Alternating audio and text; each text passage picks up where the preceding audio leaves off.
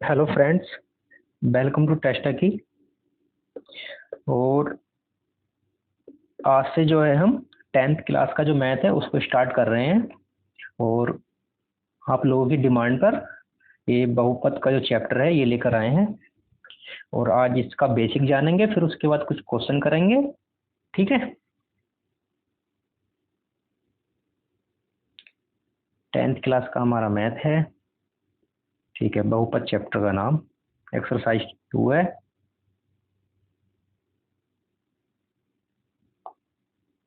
ठीक। ये कुछ चीजें मैंने तैयार करके रखी हुई हैं। ये बेसिक है, इसे समझना बहुत जरूरी है। एक तो बहुपद के हम अंदर हमें देखना क्या क्या होगा, ये देखो। बहुपद के अंदर क्या क्या देखना होगा। एक पद क्या होता है? एक पद। द्विपद क्या होता है? त्रिपद क्या होता है? और फिर उसके बाद बात करेंगे हम कि बहुपद क्या होता है। पहले एक पद जानेंगे, फिर द्विपद क्या होता है, फिर उसके बाद त्रिपद क्या होता है, फिर उसके बाद जानेंगे हम बहुपद क्या होता है। और जब हम बहुपद को जान लेंगे तो बहुपद में भी काफी सारे बहुपद होते हैं फिर उसके। जैसे रेखीय बहुपद क्या होता है, इसी का सब टॉपिक है ये, बहुपद का ही सब टॉपिक। रेखीय बहुपद क्या होगा, द्विघाती बहुपद क्या होगा, त्रिघाती बहुपद क्या होगा। जब इन तीनों को जान लेंगे तो फिर उसके बाद हम चर को जानेंगे। चर क्या है, अचर क्या है। अचर अचर ही नित्यांक बोलते हैं, अचर को ही, अचर को ही नित्यांक कहते हैं। फिर उसके बाद गुणांक क्या होता है, घात क्या होता है, इन चीजों को जानेंगे। ठीक है। तो ये बहुपद में ये सारा जो पोर्शन है ये वाला, इसे थोड़ा सा रोक लेते हैं 1-2 मिनट के लिए। फिलहाल इस चीज को जान लेते हैं अभी कि ये चर, अचर, गुणांक, घात क्या है। ठीक है।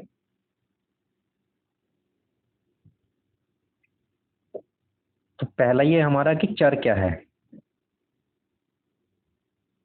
तो चर जो है, एक मिनट रुकिए।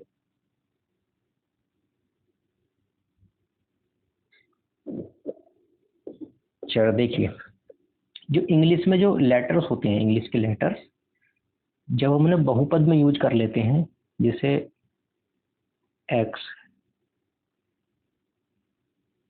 एक्स, वाई, जेड, या ए है, वी है, सी है, इस तरह से ईटीसी, ये सारे के सारे जब बहुपद में यूज हो जाएंगे तो ये चर होंगे। चर चर कहलाएंगे आपके। ठीक है, ये चर कहलाएंगे। अच्छा, अचर क्या होंगे?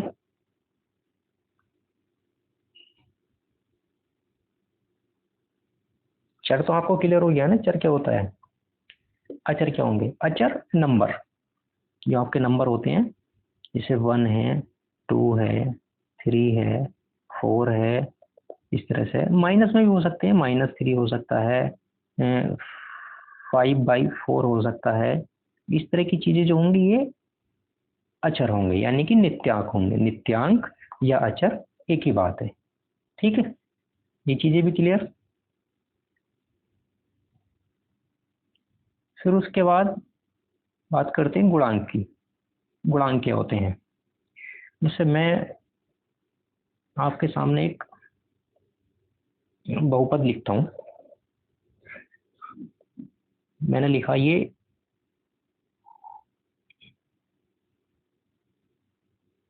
2x²। ठीक। तो मैं आपसे बोल रहा हूँ कि x² का गुणांक बताइए क्या होगा। x² का गुणांक। तो x² का गुणांक, x² से गुणा कौन कर रहा है? x² से गुणा कर रहा है 2। वही x² ये रहा, और इससे गुणा कौन कर रहा है? 2। तो x² का गुणांक हो चुका है 2। ठीक है, x² का गुणांक क्या हो गया है? 2। जैसे कोई और नंबर लिख लेंगे हम। इसे मैंने लिखा यहाँ पे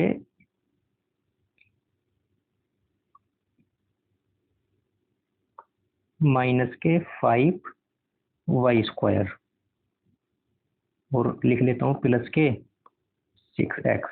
इस तरह से मैंने लिखा। और मैं आप लोगों से पूछ रहा हूँ कि y² का गुणांक क्या होगा।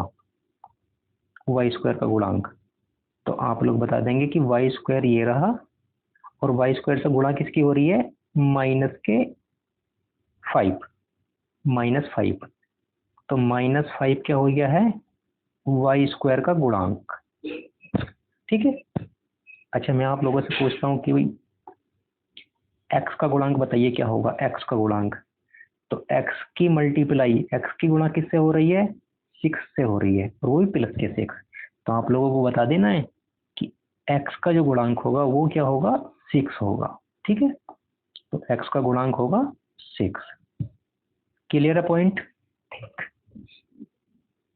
ये चीजें समझ में आ गई होंगी गुणांक क्या होता है। अब थोड़ा हम जान लेते हैं घात के बारे में, घात क्या होता है। जैसे इसमें भी कुछ लिख लेता हूं मैं, 2x की पावर 1, 5x स्क्वायर, 9y की पावर 3। तो ये जो लिखे हैं मैंने कुछ, ये बहुपद नंबर लिखे हैं, बहुपद लिखे हैं, इनमें ये दिखाई दे रहा है ना, ये कह रहा है घात क्या होती है, घात का मतलब पावर, पावर। तो x की पावर यहाँ पे कितनी है, x की पावर 1, तो यहाँ 1 घात है।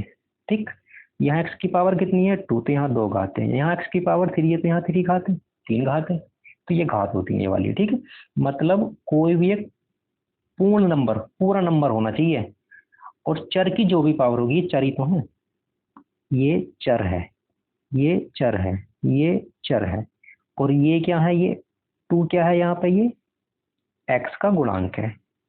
ठीक है, यहाँ पे ये 5 क्या है, 5 ये वाला 5 ये एक्स स्क्वायर का गुणांक है, देखो एक्स स्क्वायर से गुणा हो रही है।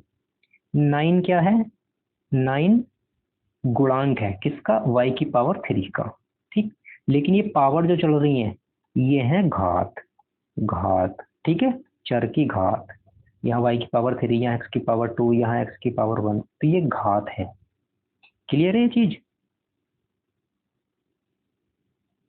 फिर जानते हैं हम एक पदी क्या होता है, फिर उसके बाद द्विपदी क्या होता है, फिर उसके बाद त्रिपदी क्या होता है, इन चीजों को और जानते हैं, ये बहुत जरूरी है ये भी। तो देखो एक पदी,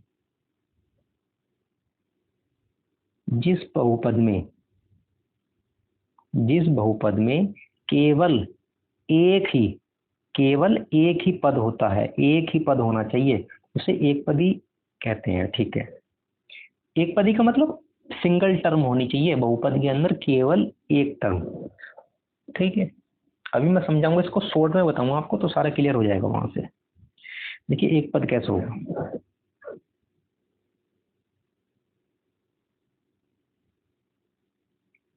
एग्जाम्पल से समझेंगे चीजों को।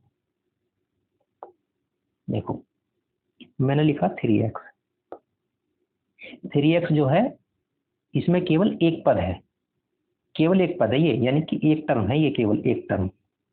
ठीक है, अच्छा दूसरा एग्जाम्पल दे दो कोई और। तो आप 5x² लिख सकते हैं, 5x², ये भी एक पद ही है। ठीक है, और क्या लिख सकता हूं मैं, 2xy, ये भी एक पद ही है। ये पूरा कंप्लीट जो है ना, ये एक पद ही है, ये भी, ये कंप्लीट एक पद है। ये 3x भी एक पद है, 5x² भी एक पद है, 2xy भी एक पद है। ठीक है, अच्छा और लिख सकते हैं हम 3xyz, ये भी एक पदी है, एक पदी है ये भी। इनके बीच में, जैसे 3x के बीच में गुणा का चिन्ह है, 5x² के बीच में गुणा का चिन्ह है, 2xy के बीच में गुणा का चिन्ह है, 3xyz के बीच में भी गुणा का चिन्ह है, लेकिन वो मायने नहीं रखता है। अभी मैं बताऊंगा आपको कि एक पदी, द्विपदी, त्रिपदी, ये डिफाइन कौन करेगा, ये प्लस माइनस के चिन्ह डिफाइन करेंगे इस चीज को। ठीक है, तो ईटीसी समझ गए किस तरह से। अच्छा मैं और जैसे एग्जाम्पल लिखता हूँ तो आप बताना, या मैं ही बताऊंगा आप लोगों को। देखो मैं लिखता हूँ इधर 3x+5, क्या ये एक पदी है, ये एक पदी नहीं है, अभी बताऊंगा क्यों। अच्छा मैं दूसरा एग्जाम्पल लिखता हूँ,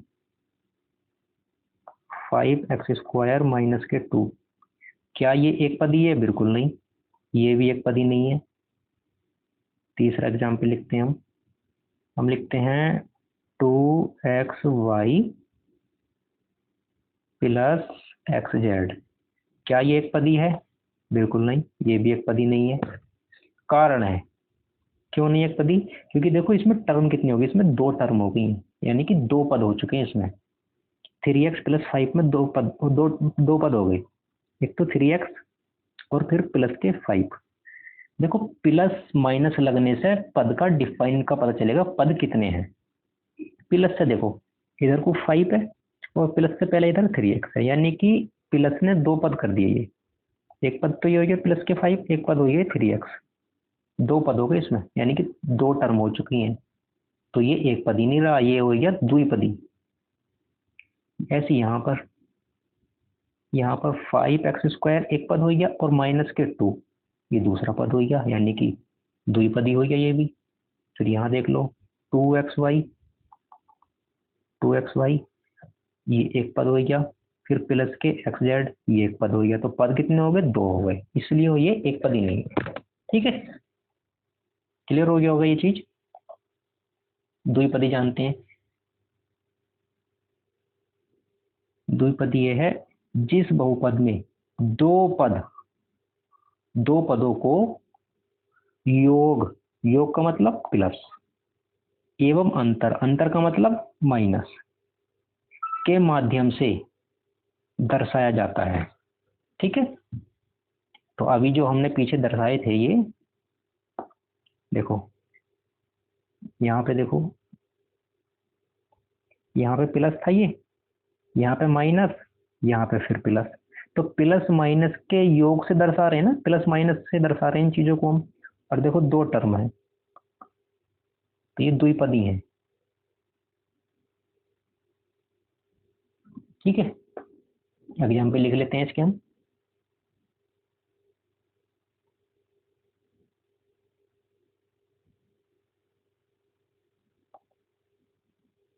एग्जाम्पल में 3x प्लस के 2y, इसमें दो पद हैं। ठीक है, ये इसका एग्जाम्पल है द्विपदी का। और एग्जाम्पल लिख सकते हैं, अच्छा ये सब प्लस लगाया, माइनस लगा के लिख लो, 3x माइनस के 2y, ये भी द्विपदी है। और लिख सकते हैं हम 5x² और प्लस के y लगा दो। ठीक, दो पद हो गए इसके अंदर भी। और एग्जाम्पल लिख सकते हैं हम 9x² माइनस के y², इसके अंदर भी दो ही पद हो गए हैं। और लिख सकते हैं हम लिख सकते हैं 5x⁵ लिख लो प्लस 25 लिख दो, इसमें के अंदर भी दो ही पद हैं। ठीक है, तो ईटीसी ये जो है दो पद वाले बहुपद हैं। ठीक है, टर्म कितनी है इसके अंदर? टर्म इसके अंदर दो हैं, द्विपदी मतलब दो पद हैं इसके अंदर। कैसे देख लो, एक तो ये हो गया पद, एक पद ये हो गया, दो पद हो गए। एक 3x हो चुका है, एक माइनस के 2y हो चुका है, दो पद हो गए। अब इसमें बिलू वाले में आ जाओ, 5x² एक पद हो गया, प्लस के y दूसरा पद हो गया, दो पद हो गए। यहाँ पे आ जाओ, ये जो पिंक वाला 9x² एक पद हो गया, माइनस के y² दूसरा पद हो गया, 5x⁵ एक पद हो गया, प्लस के 25 दूसरा पद हो गया। ठीक है, ध्यान रखना। अच्छा आप लोग इन्हें बंद कहने लगा, कभी इन्हें आप दो ही पद बता दो, जिसमें लिखता हूँ 3x इंटू 2y, कभी से आप दो पद बता दो, इसमें दो पद नहीं है, ये एक ही पद है। कैसे देखो, इसमें प्लस माइनस थोड़ा आया, ये तो गुणा का चिन्ह है भाई, गुणा का चिन्ह तो होता ही है इनके बीच में ये। तो ये हो जाएगा 3 दूनी 6 और xy, यानी कि ये तो एक पद ही निकला। आया ना? अगर हाँ ये इस तरह से हो जाता 3x प्लस के 2y, तो ये दो पदी था, अब दो पदी था, ये द्विपदी। ठीक है, इसको भी मत कहने लगना, ये भी एक पदी होगा, 9x² अपॉन 3x, ये भी एक पदी है, कभी इसको दो पदी कहने लग जाओ, एक पद है केवल इसमें। ठीक है, त्रिपदी की बात करते हैं अब, त्रिपदी की। क्लियर हो गया होगा ये तो, त्रिपदी जान लेते हैं। जिस बहुपद में योग या अंतर, योग या अंतर का मतलब वही प्लस, योग का मतलब, अंतर का मतलब माइनस, से 3 पदों का प्रयोग होता है, यानी कि 3 पद होने चाहिए उसके अंदर, और 3 पद वाले वो लिख देंगे एग्जाम्पल हम। देखो त्रिपदी, अच्छा त्रिपदी वाले बताते हैं तो मैम, जैसे x square plus 3x plus 2, कितने पद हो गए इसके अंदर? 3 पद हो गए, गिन लो। अच्छा और लिख सकते हैं example, 4x⁵ plus 5y² plus 3z, कितने पद हो गए इसके अंदर भी? 3 पद हो चुके हैं। अब देखो कैसे, एक पद ये हो चुका है x², फिर प्लस के 3x दूसरा पद, प्लस के 2 तीसरा पद, यानी कि टोटल कितने पद हैं इसके अंदर? 3 पद हैं, और 3 पद हैं इसलिए हमने इसको क्या कह दिया? त्रिपदी, त्रिपदी, ठीक है, त्रिपदी बहुपद हो गया ये। इसमें देख लो एग्जाम्पल में 4x⁵ एक पद हो गया, प्लस 5y² दूसरा पद हो गया, प्लस 3z तीसरा पद हो गया, टोटल कितने पद हो गए? 3 पद, इसलिए हमने इसको क्या कह दिया? त्रिपदी बहुपद। ठीक है, क्लियर हो गया होगा ये चीज तो? कोई प्रॉब्लम क्रिएट तो नहीं हो रही है? इस तरह के और भी हो जाएंगे etc करके, काफी सारे आप लिख सकते हो अपनी तरफ से 3 पद, अब तो समझ में आ गया होगा ये चीजें। इसके बाद अब यहाँ से समझ लेते हैं, ठीक है, जो मैंने अब तक समझाया उसका सार यहाँ से मिल जाएगा आपको। देखो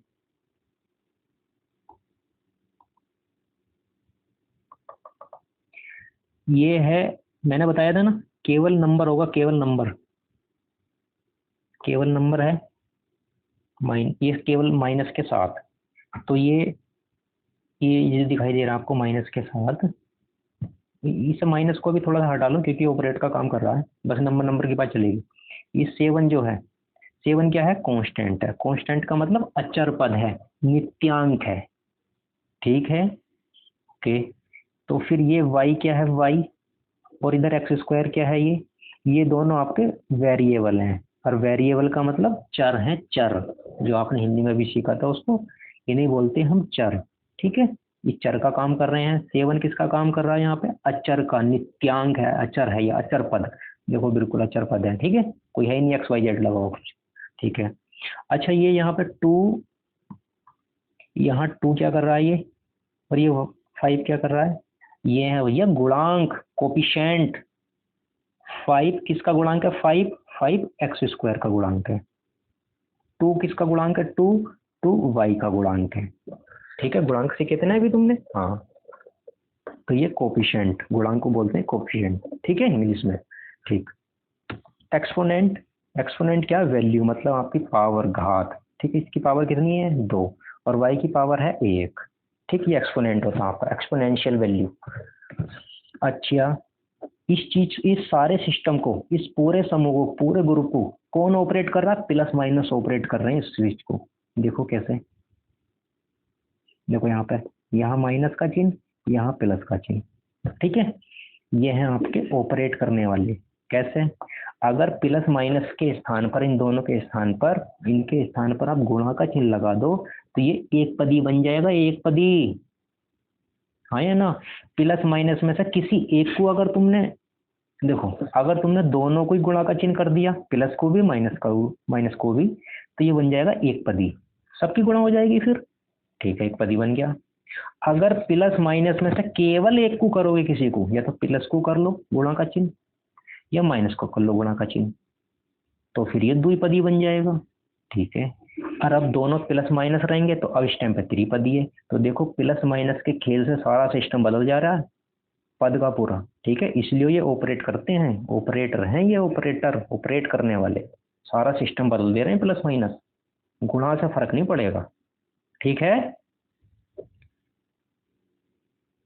आगे समझो।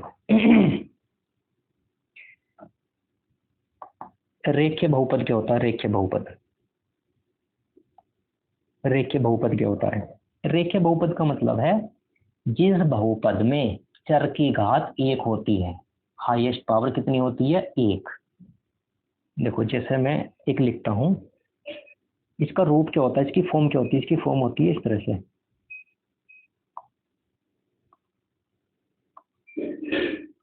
फॉर्म क्या होगी? ax plus v, plus minus कुछ भी हो सकता है, उससे फर्क नहीं पड़ेगा, लेकिन इतना ध्यान रखना है कि यहाँ पे x की पावर क्या होगी? x की पावर 1 होगी, 1। ठीक है। हाँ देखो यहाँ से ये दोनों क्या हैं? मतलब नंबर है, नेचुरल नंबर होंगे कुछ ना कुछ। ठीक है, तो v भी अपना कोई ना कोई नंबर होगा और ये अचर का काम करेगा यहाँ पे। ठीक है, a क्या है? a x का गुणांक है, x का गुणांक है। ठीक है, और x क्या है? x एक चर है और जिसकी पावर हाईएस्ट क्या होगी? 1 से ज्यादा नहीं होगी इसकी हाईएस्ट पावर। ठीक है, इसके एग्जाम्पल हम लिखते हैं, और एग्जाम्पल लिखते क्या? घात 1 के, लिख रहा ना यहाँ पे, परिभाषा पे तो ध्यान भी नहीं दिया हमने। घात 1 के बहुपद को रेखीय बहुपद कहते हैं। क्लियर? एग्जाम्पल ये रहे, पहला एग्जाम्पल 2x माइनस 3 पावर कितनी है यहाँ पे? x की, चर की 1, तो रेखीय बहुपद होगा, एक घात वाला बहुपद। इसे एक घात वाला बहुपद ना कहकर इसका नाम दिया गया रेखीय बहुपद। ठीक है, ठीक है। अब इसमें हम पद नहीं देखेंगे, पद कितने हैं इसमें? एक पद है, दुई पद है, थ्री पद है, पद नहीं देखेंगे। अब बात कर रहे हैं हम क्या? बहुपद की। और बहुपद की किसके ऊपर बात करेंगे हम? घातों के ऊपर बात करेंगे अब हम। ठीक है, क्लियर? अब दूसरा एग्जाम्पल देख लो, √3x + 5।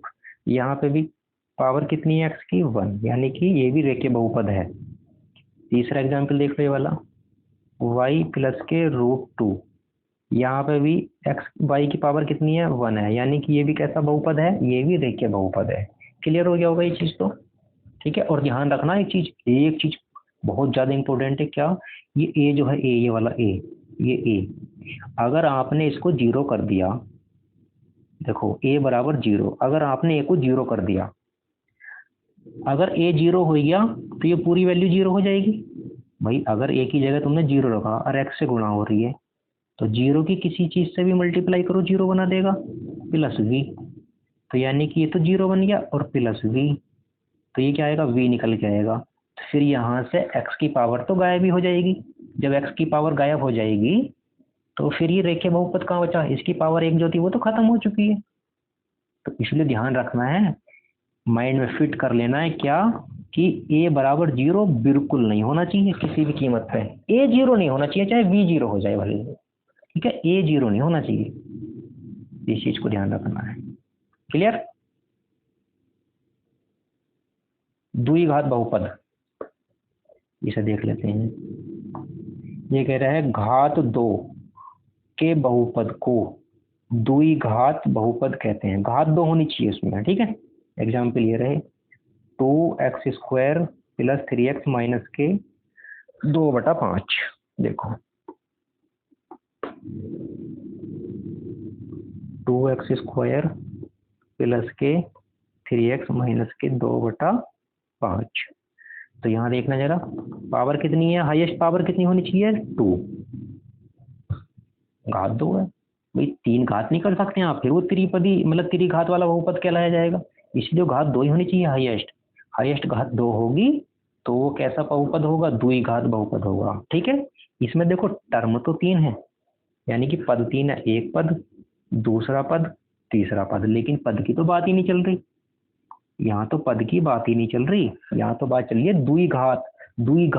घात 2, घात कितनी होनी चाहिए? 2, द्वि का मतलब 2, घात का मतलब घात, द्विघात वाला बहुपद।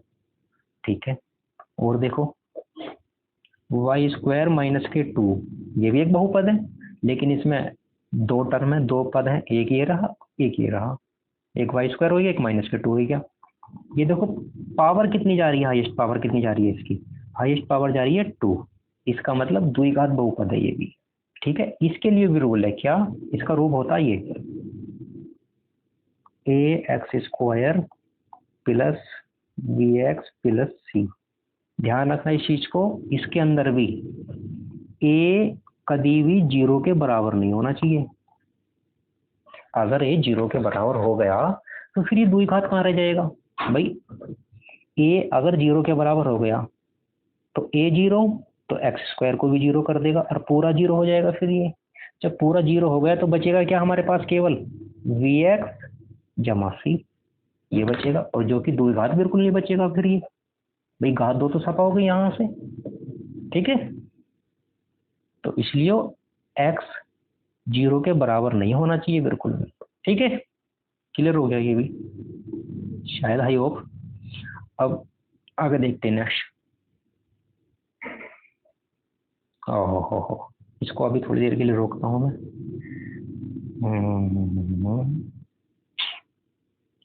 त्रिघात बहुपद नहीं बताया मैंने इसमें आपको, कोई नहीं।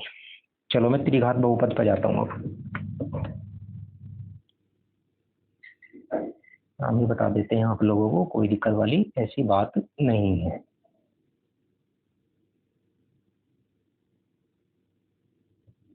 त्रिघात बहुपद,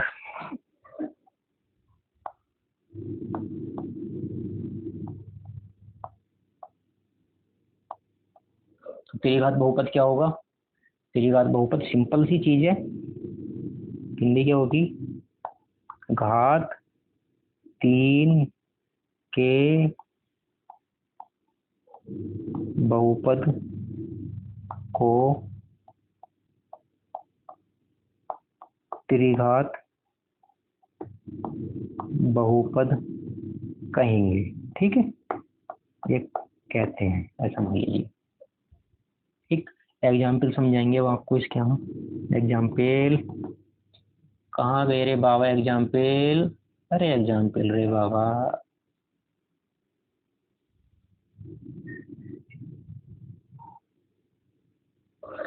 इसका पहले तो मैं आपको रूप बता देता हूँ, रूप क्या होगा। इसकी फॉर्म बनेगी इस रूप की, ए एक्स की power 3 plus V X square plus C X plus D. इस रूप का तो होगा ये, इसका ये मतलब ये फॉर्म है इसकी, ये व्यापक रूप है इसका, ठीक है, त्रिघात बहुपद का, ठीक। और ध्यान रखना इसमें भी कि ए बराबर नहीं होना चाहिए कितने के, 0 के। क्लियर है, ए 0 के बराबर नहीं होना चाहिए, ये वाला ये ए जो है, फिर वो त्रिघात कहाँ रह जाएगा अगर 0 के बराबर हो जाए तो, इस चीज को, ठीक है। और इसके एग्जाम्पल लिखना चाहो, एग्जाम्पल भी हम लिख देंगे। कोई त्रिघात का बहुपद लिख लीजिए कोई भी, जैसे एक्स की पावर 3 प्लस 4 त्रिघात बहुपद है। क्यों है, क्योंकि हाईएस्ट पावर कितनी है, 3, ठीक है। और लिख लीजिए एग्जाम्पल, y की पावर 3 प्लस 17y प्लस 80, ठीक है। यहाँ हाईएस्ट पावर कितनी है, 3, तो कैसा बहुपद हो गया, त्रिघात बहुपद। क्लियर है, समझ गए होगे अब तो इस चीज को। आगे चलते हैं यहाँ से, ठीक है। देखिए ये क्लियर कर दिया मैंने आपको अभी तक इतना जो है। अब ये मैंने जो डायग्राम ये पहले तैयार करके रखा हुआ था आप लोगों के लिए, अब मैं इसको आपको समझाता हूँ कैसे कैसे क्या आया है, क्यों आया है। देखो मैंने क्या करा, मैंने एक रेखीय बहुपद ले लिया। क्या करा हमने, रेखीय बहुपद ले लिया हमने एक, ठीक है। रेखीय बहुपद ये ले लिया, एग्जाम्पल पे लिख रहा है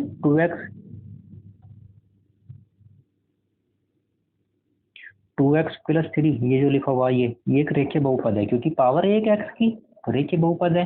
और x 0 के बराबर भी नहीं है, ये बात क्लियर है, ठीक है। क्योंकि x 0 के बराबर कर दे तो रेखीय बहुपद कहाँ बच गया फिर ये, तो ये इसके बराबर है, ठीक है। तो फिर अगर y निकालना हो तो जो ये जो मतलब बहुपद लिया है हमने रेखीय बहुपद, ये y के इक्वल कर दो, कर दिया जी। x की वैल्यू रखेंगे, अब देखो कैसे, हमने इस बहुपद के अंदर इसके इसके ये y बराबर 2x प्लस 3 जो है, x की वैल्यू हमने -2 रखी, ठीक, और इसके अंदर पुट कर दी x के स्थान पर -2, ये पुट कर दिया हमने x के स्थान पर -2 और बाकी सारा सेम रह गया, ये सारा सेम रह गया। तो कितना निकल के आया, -2 की 2 से मल्टीप्लाई करेंगे, 2 2 जा 4, ठीक है, और माइनस के 4 बन गया प्लस के 3, तो माइनस के 4 में से प्लस के 3 को आउट कर दो, बाहर कर दो, तो कितना बचेगा, -1। तो y की वैल्यू कितनी निकल के आ गई, -1, वो हमने यहाँ पुट कर दी। तो ये हमारा एक जोड़ा बन गया, पेयर बन गया, यानी कि कोऑर्डिनेट बन गए -2 और -1, ठीक है। ठीक, फिर क्या करा हमने, ये x की जो वैल्यू ना छोटी छोटी रख के देखेंगे, वो जरूरी है, बताएंगे अभी क्यों। फिर हमने प्लस के 2 रखा x के स्थान पर, प्लस के 2। तो जब x के स्थान पर देखो, x तो हमारा 2 हो ही चुका है, यहाँ पे x -2 हो चुका है, यहाँ पे x 2 हो चुका है। तो जब हमने 2 रखा तो ये 2 जो है x के स्थान पर रख दो, ये वाला, ठीक, ये रख दिया, ये रख दिया, यहाँ पर आ गए हम। तो 2 रखा हमने, ये रहा x के स्थान पर, तो 2 दूनी 4 और प्लस के 3 कितना हो गया, 7 हो गया, यानी y की वैल्यू कितनी आगे निकल के, 7। क्लियर। फिर हमने क्या करा, फिर x के स्थान पर हमने क्या रखा, -3/2, ओके, x के स्थान पर रखा हमने -3/2। तो देखो ये रखा हुआ है x के स्थान पर -3/2। क्लियर है। तो y की वैल्यू निकल के आएगी यहाँ से, तो यहाँ से 2 से 2 कट गया, अब ये बना -3, ये -3 बच गया यहाँ पे, और ये +3 था, तो -3 से +3 भी कट गया, तो क्या बना, 0। तो वो 0 हमने यहाँ पुट कर दिया, ठीक है। y की वैल्यू निकल के आ गई। फिर हमने x को 0 रखा, x को क्या रखा, x को 0 रखा, और जैसे ही x को 0 रखा तो फिर y की वैल्यू क्या निकल के आएगी यहाँ से, देखो x को 0 करा जैसे ही हमने, तो 0 2 से मल्टीप्लाई करेगा, 0 हो जाएगा, तो प्लस के 3 जो है ये केवल बच जाएगा हमारा, तो y की वैल्यू निकल के आ गई 3। तो एक कोऑर्डिनेट ये बन गया हमारे 0 3, 4 कोऑर्डिनेट निकल के आ गए। ये हमारा क्वाड्रेंट है, क्वाड्रेंट, ठीक, इसके अंदर हमें इनको फिट कर देना, इन कोऑर्डिनेट को। जो कोऑर्डिनेट निकल के आए, कोऑर्डिनेट क्या बने, एक तो बने ये वाले हमारे -2 -1, यानी x की वैल्यू बनी -2 और y की बनी -1, ठीक है। तो अब इसमें कैसे फिट करना है, देखो थोड़ा सा आपको समझा देता हूँ ब्रीफली। ये होता हमारा मूल बिंदु, ये वाला, ये जो होता है ये वाला, ये मूल बिंदु होता हमारा, ठीक है, ये वाला मूल बिंदु।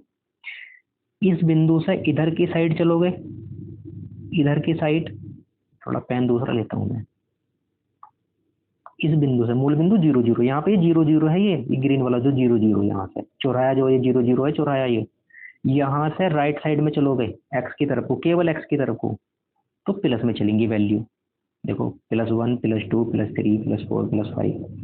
इस x से -x' की तरफ चलोगे इधर की साइड में, तो माइनस में चलेंगी वैल्यू, -1 -2 -3 -4 -5, ठीक है, x की वैल्यू, लेकिन दोनों साइड में x की, x राइट साइड जा रहा तो पॉजिटिव, लेफ्ट साइड जा रहा तो निगेटिव, ठीक।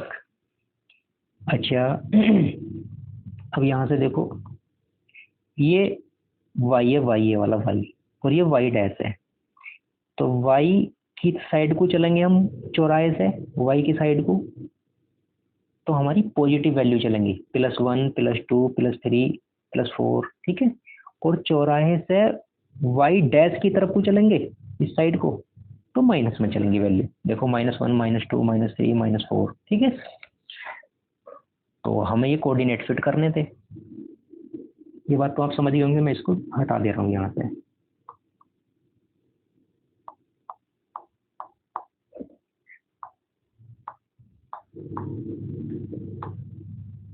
ठीक है, अब देखो यहाँ से मुझे कोऑर्डिनेट फिट करने हैं ना, ये तो -2, x की वैल्यू -2 कहाँ है, x की साइड पे -2, x की साइड ये रही, ये रास्ता जो है ये x का है, और -2 ये रहा, ठीक, ये रहा -2, ठीक है। फिर उसके बाद y की साइड कितना चलेंगे, -1, y की साइड -1 ये रहा, यानी x ये था हमारा 2 और y ये था 1 माइनस के, तो यहाँ का मिले दोनों बिंदु, तो ये हमारा एक कोऑर्डिनेट बन गया।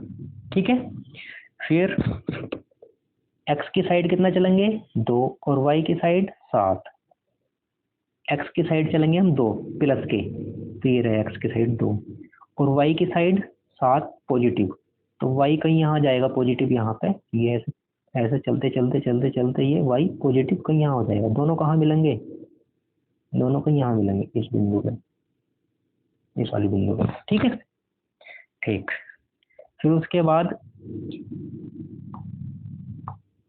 बाद क्या है, -3/2 और इधर है 0, एक्स की साइड चलेंगे -3/2, 3/2 का मतलब 1.5, माइनस का 1.5 लगभग, तो माइनस का 1.5 ये रहा, ये वाला पॉइंट, ये ठीक है, और y की साइड 0, तो y की साइड 0 का मतलब है ना ऊपर को जाएंगे ना नीचे को जाएंगे, यानी x वाली लाइन पे ही रहेंगे हम।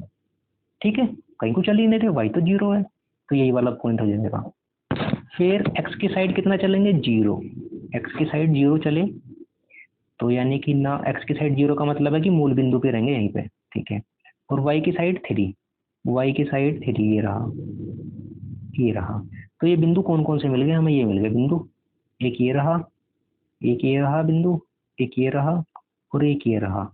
हमने एक लाइन ली, सीधी लाइन, और इसको इन बिंदुओं से गुजार दिया, ये जेड वाली जो लाइन जा रही है ये इन बिंदुओं से गुजार दिया। ठीक है, तो अब हम मुझे ये पूछना आपसे कि लाइन जो गुजरी है ये एक्स अक्ष को, ये मत देखना कि पॉजिटिव साइड की बात कर रहा निगेटिव साइड की बात कर रहा, इससे मतलब नहीं है, मतलब इससे है कि एक्स अक्ष को कितने बिंदुओं पर काट रहा है। तो ये लाइन जो है एक्स अक्ष को केवल एक बिंदु पर काट रही है, और वो बिंदु कौन से हैं, वो बिंदु हैं ये वाले, मतलब ये वाला जो बिंदु है ये दिखाई दे रहा है आपको, ये वाला बिंदु यहाँ काट रही है। ध्यान रखना, ये जो ग्राफ बना है, इस ग्राफ यानी कि शून्यांकों की संख्या कितनी होगी इसमें, 1 होगी। अगर एक्स अक्ष को एक बार काट रहा है, जो आपका बहुपद है, जो आपका ग्राफ दिया रहेगा, वो ग्राफ लाइन है, ठीक, वो एक्स अक्ष को कितनी लाइन मतलब कितनी बार काट रही है एक्स अक्ष को, ये देख लेना, जितनी बार काटेगी ना शून्यांकों की संख्या उतनी ही होगी। तो यहाँ पे एक बार काटा तो शून्यांकों की संख्या 1 होगी, 2 बार काटेगी 2 हो जाएगी शून्यांकों की संख्या, 3 बार काटेगी एक्स अक्ष को 3 हो जाएगी शून्यांकों की संख्या। क्लियर है, समझ गए हो किस चीज को। यहाँ से देखो यहाँ से मैं तुम्हें समझाने की कोशिश करता हूँ, काम की चीजें, बहुत ज्यादा काम की, आपके सवाल तो झाड़ झाड़ हो जाएंगे, उससे तो मतलब ही नहीं है। देखो, एक एरो इस तरह से बन सकता है आपका,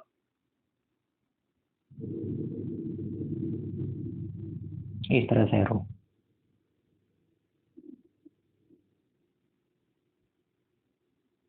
इस तरह से जब एरो इस तरह से बनेगा तो ध्यान रखना है इसने एक्स अक्ष को कितने बिंदुओं पर काटा, तो एक्स अक्ष को देखो अभी बताएंगे। एक एरो ऐसा बन सकता है, एक एरो इस तरह से बन सकता है आपका,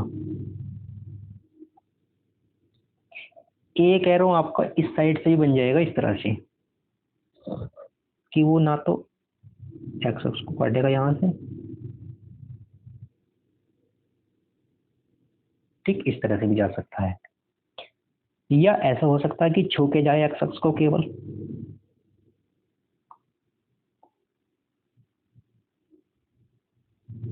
इस तरह से भी जा सकता है एक्स अक्ष को छू के। ठीक है, तो ध्यान रखना है। ये बताओ मुझे यहाँ से, पहला जो डायग्राम है, पहला ये वाला, इसने एक्स अक्ष को कितने बिंदुओं पर काटा है, केवल 2 बिंदुओं पर, एक तो ये वाले बिंदु पर काटा है यहाँ पर, और एक यहाँ पर काटा है, तो शून्यांकों की संख्या कितनी हो जाएगी, 2 हो जाएगी। ठीक है, और ध्यान रखना इस वाले में जो पहला वाला ग्राफ है आपका, इसमें जो ए है वो 0 से बड़ा है, ए जो है 0 से बड़ा है। ठीक है, और यहाँ पे दूसरे वाले ग्राफ में इसमें कितने बिंदुओं पर काट रहा है एक्स अक्ष को, 2 बिंदुओं पर, तो यहाँ भी शून्यांकों की संख्या कितनी हो जाएगी, 2 हो जाएगी।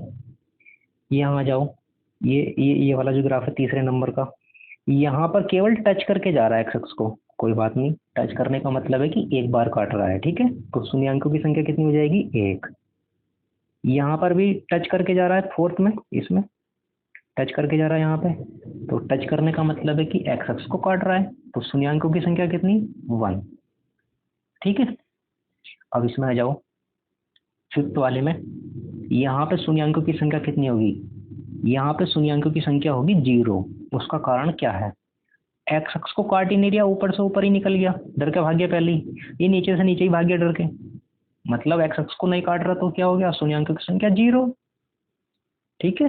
एक चीज और ध्यान रखनी है, अगर दो बिंदुओं पर काट रहा है बहु, मतलब दो बिंदुओं पर काट रहा है एक्स अक्ष को, ग्राफ जो है एक्स अक्ष को दो बिंदुओं पर काट रहा है, तो ध्यान रखना वो कहीं ना कहीं द्विघात बहुपद होगा, द्विघात बहुपद, ठीक है, द्विघात बहुपद होगा कहीं ना कहीं पर। तो ये भी द्विघात बहुपद होगा, सेकंड वाला भी, क्यों, क्योंकि दो बिंदुओं पर काट रहा है, तो ये भी द्विघात बहुपद होगा। ये एक बिंदु पर काट रहा है, तो एक घात वाला बहुपद होगा, मतलब रेखीय बहुपद होगा, ये रेखीय बहुपद, ये भी रेखीय बहुपद होगा क्योंकि एक बिंदु पर काट रहा है। ये एक भी बिंदु पर नहीं काट रहा, तो कैसा बहुपद होगा, शून्य बहुपद होगा, शून्य बहुपद, ठीक है, ये शून्य बहुपद होगा। इस बात को क्लियर हो गई होगी आप लोगों की, ठीक है। यहाँ से आगे आते हैं, अब एक्सरसाइज आ गई आपकी 2.1, एक्सरसाइज आ गई आपकी 2.1, ठीक है।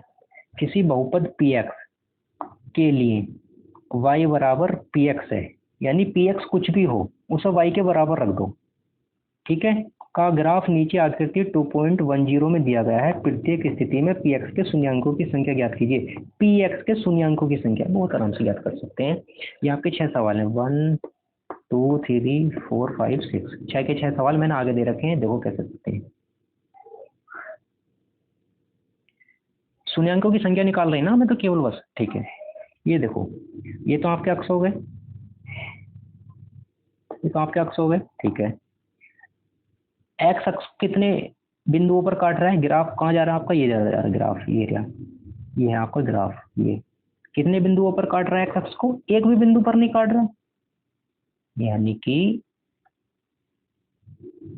जब एक भी बिंदु पर नहीं काट रहा तो पी एक्स के शून्यांकों की संख्या कितनी हो जाएगी, पी एक्स के शून्यांकों की संख्या हो जाएगी 0, ठीक है, 0 इसका आंसर, बात खत्म। दूसरा सवाल देख लीजिए, यहाँ ग्राफ एक्स अक्ष को कितने बिंदुओं पर काट रहा है, ग्राफ आपका कहाँ जा रहा है, ये जा रहा, ये जा रहा ग्राफ, ठीक है, और कितने बिंदुओं पर काट रहा है, केवल एक बिंदु पर, इस वाले बिंदु पर, तो पी एक्स के शून्यांकों की संख्या कितनी हो गई, शून्यांकों की संख्या हो गई 1, क्यों, क्योंकि एक्स अक्ष को कितने बिंदु पर काट रहा है, एक बिंदु पर, ठीक है, आंसर हो गया। फिर इसके बाद तीसरा सवाल है आपका, ये ग्राफ, ग्राफ कहाँ जा रहा है, ग्राफ ये जा रहा, ये जा रहा ग्राफ, ठीक। एक्स अक्ष को कितने बिंदुओं पर काट रहा है ग्राफ, देखो एक तो इस वाले बिंदु पर काट रहा है, एक इस बिंदु पर काट रहा है, एक इस बिंदु पर काट रहा है, ठीक है। तो पी एक्स के शून्यांकों की संख्या कितनी हो गई, पी एक्स के शून्यांकों की संख्या हो गई है 3, ठीक है, आंसर हो गया। आगे आ जाओ, यहाँ ग्राफ कहाँ जा रहा है, ग्राफ ये जा रहा है, ग्राफ ये रहा, ये रहा, ये जा रहा, ठीक है, ओके।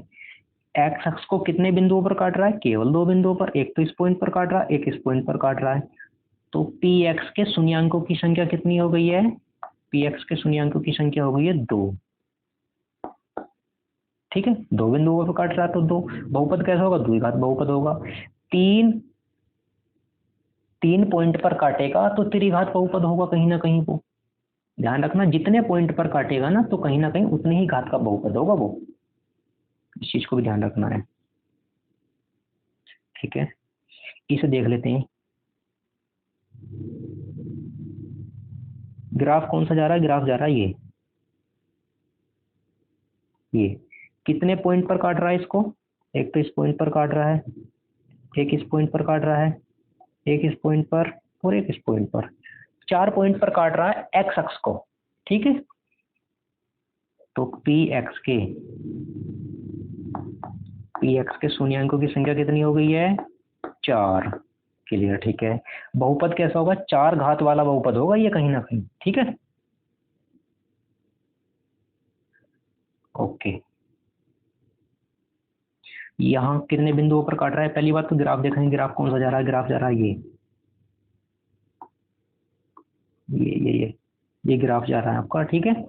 ठीक, एक्स अक्ष को कितने बिंदुओं पर काट रहा है? एक तो इस बिंदु पर काट रहा है, एक इस बिंदु पर काट रहा है, एक इस बिंदु पर काट रहा है, ठीक है। 3 बिंदुओं पर काट रहा है। तो पी एक्स के शून्यांकों की संख्या कितनी हो जाएगी? 3, ठीक है। बहुपद कैसा होगा? त्रिघातीय बहुपद होगा, 3 घात वाला। 3 जगह काट रहा तो त्रिघातीय होगा, 4 जगह काटेगा 4 घात वाला होगा कहीं ना कहीं बहुपद, ठीक है। ये आपको वीडियो समझ में आई होगी। और अगर कहीं पॉइंट रह गया हो, कुछ रह गया हो थोड़ा बहुत भी, तो कमेंट सेक्शन में लिख देना है, मुझे बता देना है। किस टॉपिक पर वीडियो चाहिए वो भी बता देना है। वीडियो को लाइक कर देना है, शेयर कर देना है, सब्सक्राइब जरूर करवा देना है, अपने फ्रेंड सर्कल में, रिलेटिव्स में बता देना है। और इसके आगे की वीडियो भी आएगी, आप थोड़ा सा मुझे रिव्यू दें, बताएं कैसी लगी वीडियो आपको, कैसी नहीं है, क्या कमी है, उस चीज़ को भी बताएं मुझे, थोड़ा सा आगे इम्प्रूवमेंट कर सकूँ उस चीज़ में मैं, ठीक है। और आप सभी का बहुत बहुत धन्यवाद। Thanks for watching.